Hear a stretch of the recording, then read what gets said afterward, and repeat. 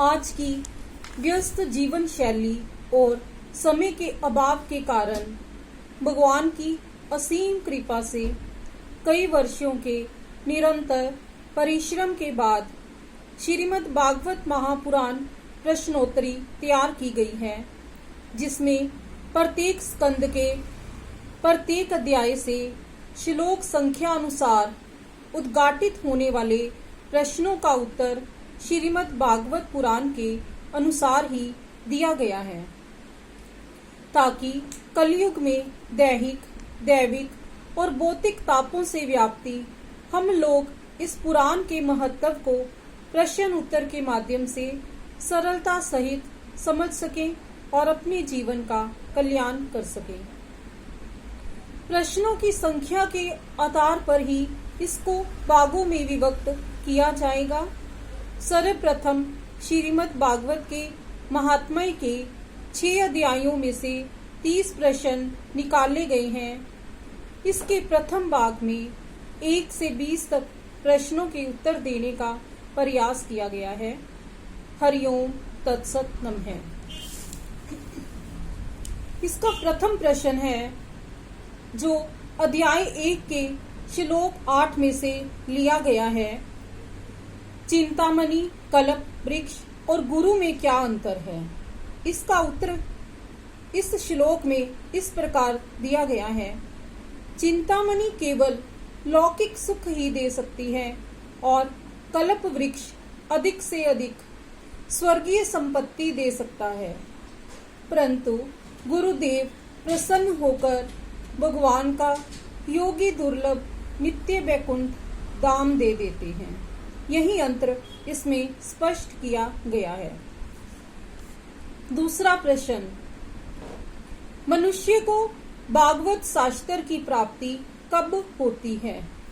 इसका उत्तर अध्याय 1 श्लोक 12 में दिया गया है।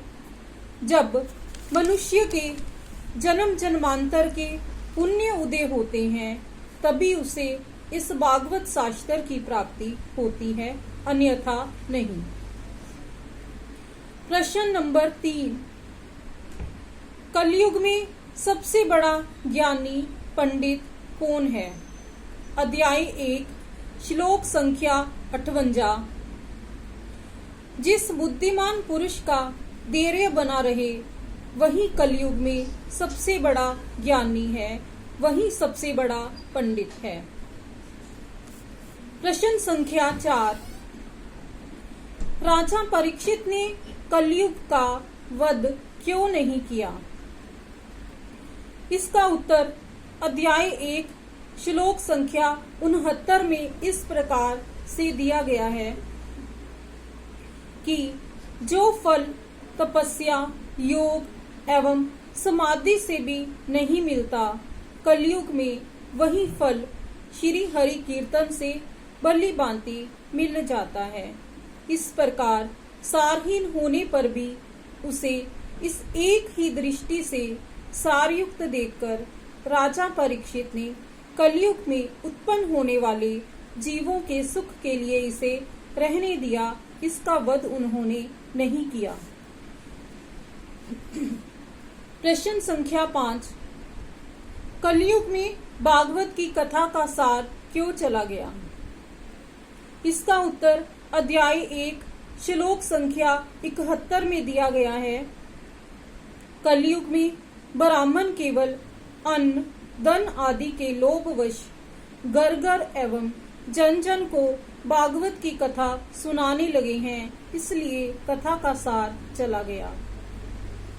प्रश्न संख्या 6, कलयुग में तीर्थों का प्रभाव क्यों कम हो गया? इसका उत्तर अध्याय 1 श्लोक 72 में इस प्रकार से दिया गया है।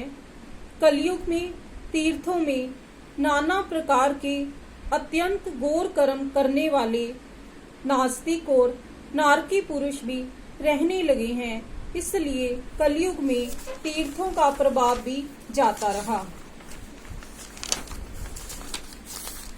प्रश्न संख्या 7, कलयुग में तप का सार कैसे कम हुआ? अध्याय 1 श्लोक संख्या 73 में इसका उत्तर दिया गया है। जिनका चित्त निरंतर काम, क्रोध, महान लोभ और तृष्णा से तपता रहता है, वे भी तपस्या का ढोंग करने लगे हैं। इसलिए कलयुग में तप का सार भी निकल गया है।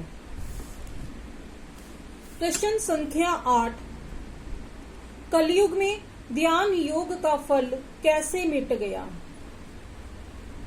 मन पर काबू न होने के कारण तथा लोभ, दंभ और पखंड का आश्रय लेने के कारण एवं शास्त्र का अभ्यास न करने से ध्यान योग का फल मिट गया। यह उत्तर अध्याय 1 श्लोक संख्या 74 में कहा गया है। प्रश्न संख्या 9, संसार में साधुओं का दर्शन कैसा है? इसका उत्तर अध्याय 1 श्लोक संख्या 79 में लिया गया है। संसार में साधुओं का दर्शन ही समस्त सिद्धियों का ही परम कारण है। प्रश्न संख्या 10, सत्य, त्रेता व द्वापर युग में मुक्ति के साधन कौन से थे? ज्ञान और वैराग्य इन तीनों युगों में मुक्ति के साधन थे। इसका उत्तर अध्याय 2 श्लोक संख्या 4 में दिया गया है। कलयुग में मुक्ति का साधन कौन सा है? कलयुग में केवल भक्ति ही ब्रह्म सायुज्य की प्राप्ति कराने वाली है। कलयुग में केवल भक्ति ही सार है। यह उत्तर अध्याय 2 श्लोक संख्या 4 और 19 में लिया गया है। कलयुग में कौन से जीव पापी होने पर भी बेखटके भगवान श्री कृष्ण के अभय धाम को प्राप्त होंगे? इसका उत्तर अध्याय 2 श्लोक संख्या 15 में है।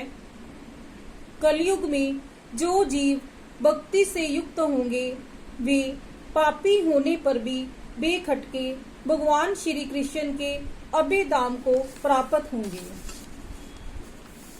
प्रश्न संख्या 12, यमराज को कौन से लोग नहीं देखते? इसका उत्तर श्रीमद् भागवत के महात्म्य के अध्याय 2 श्लोक 16 और 17 में से लिया गया है। जिनके हृदय में निरंतर प्रेम रूपिणी भक्ति निवास करती है, वे शुद्धांतकरण पुरुष स्वप्न में भी यमराज को नहीं देखते। उन्हें प्रेत, पिशाच, राक्षस या दैत्य आदि स्पर्श करने में भी समर्थ नहीं हो सकते। अगला प्रश्न है, भगवान कैसे वशीभूत होते हैं?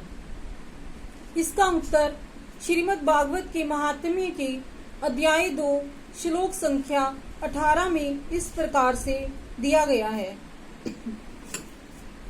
भगवान केवल भक्ति से ही वशीभूत होते हैं।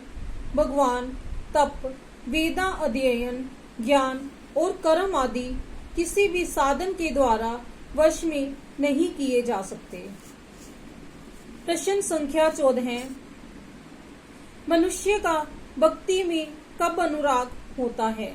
इसका उत्तर अध्याय 2 श्लोक संख्या 19 में से लिया गया है। सहस्त्रों जन्मों के पुण्य प्रताप से मनुष्य का भक्ति में अनुराग होता है। प्रश्न संख्या 16, कौन से लोग तीनों लोकों में दुख प्राप्त करते हैं? इसका उत्तर अध्याय 2 श्लोक संख्या 20 में से लिया गया है। जो लोग भक्ति से द्रोह करते हैं वे लोग तीनों लोकों में दुख ही दुख प्राप्त करते हैं। प्रश्न संख्या 17, मनुष्य में विवेक का उदय कब होता है? इसका उत्तर अध्याय 2 श्लोक संख्या 76 में से लिया गया है। जब अनेकों जन्मों के संचित पुण्य पुंज का उदय होने से मनुष्य को सत्संग मिलता है, तब वह उसके अज्ञान जनित मोह और मद रूप अंधकार का नाश करके विवेक उदय होता है। जीव कब तक संसार में अज्ञानवश भटकता है? इसका उत्तर श्रीमद् भागवत के महात्म्य के अध्याय 3 श्लोक संख्या 27 में इस प्रकार से दिया गया है। जब तक क्षण भर के लिए भी कानों में श्रीमद् भागवत शुक शास्त्र की कथा, जो कि शुक शास्त्र के समान है, कथा कानों में नहीं पड़ती, तब तक जीव संसार में अज्ञानवश भटकता है। प्रश्न संख्या 19, कलयुग में श्रीमद् भागवत के सप्ताह श्रवण का विधान क्यों है? इसका उत्तर अध्याय संख्या 3 श्लोक 47 और 49 में इस प्रकार से वर्णित है। कलयुग में बहुत दिनों तक चित्त की वृत्तियों को वश में रखना, नियमों में बंधे रहना, आयु की अल्पता, रोगों की बहुलता और किसी पुण्य कार्य के लिए दीक्षित रहना कठिन है। इन दोषों की संभावना से ही कलयुग में सप्ताह श्रवण का विधान किया गया है। आज के इस प्रथम भाग का अंतिम प्रश्न है, ये है कलयुग में भागवत सप्ताह श्रवण के क्या क्या लाभ हैं? इस प्रश्न का उत्तर श्रीमद् भागवत के महात्म्य के विविध अध्यायों 1, 2, 3, 4 के विभिन्न श्लोकों से तथा साथ ही श्रीमद् भागवत के प्रथम स्कंद के दूसरे अध्याय के श्लोक 6 में से इस प्रकार वर्णित किया गया है, उसमें से लिया गया है। कली काल में चित्त की शुद्धि के लिए इस भागवत कथा के समान मर्त्य लोक में पाप पुंज का नाश करने वाला दूसरा कोई पवित्र साधन नहीं है। कलयुग में भागवत सप्ताह श्रवण प्रेत पीड़ा का नाश करने वाला है। यह भगवान के धाम की प्राप्ति कराने वाला, मन वचन कर्म द्वारा किए हुए नए पुराने छोटे बड़े सभी प्रकार के पापों को भस्म कर देने वाला, सब प्रकार के दोषों की निवृत्ति कराने वाला, कर्म बंधन क्षीण करने में सहायक, तत्काल भोग और मोक्ष प्रदान करने वाला, परम कल्याण करने वाला, अंतःकरण की शुद्धि करने वाला, भगवत स्वरूप का अनुभव कराने वाला, संसार की घोर अज्ञान अंधकार में फंसे लोगों को पार करने वाला, आध्यात्मिक तत्वों को प्रकाशित कराने वाला, अशुभ वासनाओं को नष्ट करने वाला, स्थायी प्रेम की भगवान के साथ प्राप्ति कराने वाला, शोक और दुख का विनाश करने वाला, भव रोग की रामवान औषधि भक्ति के प्रवाह को बढ़ाने वाला, काम क्रोध आदि शत्रुओं पर विजय प्राप्त कराने वाला, भगवान श्री कृष्ण की प्रसन्नता का प्रदान कारण, दुख दरिद्रता दुर्भाग्य की सफाई करने वाला, संसार की आसक्ति को मिटाने वाला, तीनों तापों की शांति प्रदान करने वाला, संदेह को मिटाने वाला, जन्म मृत्यु के भय का नाश करने वाला। ये सब कलयुग में भागवत सप्ताह श्रवण के लाभ विभिन्न अध्यायों में तथा प्रथम स्कंद के दूसरे अध्याय के श्लोक संख्या 6 में से लिए गए हैं। आशा करती हूँ कि भगवान की कृपा से, गुरुदेव महाराज जी के आशीर्वाद से जो ये प्रश्न स्वतः ही मेरे द्वारा तैयार किए गए हैं, ये इन सभी से आपको श्रीमद् भागवत पुराण को समझने की, उसमें से निकले हुए उद्घटित हुए विभिन्न प्रकार के प्रश्नों के उत्तरों से हमारे जीवन की समस्त समस्याओं का समाधान करने में आप सभी को अवश्य सहायता मिलेगी। शेष प्रश्न अगले भाग में। हरिओम तत्सत।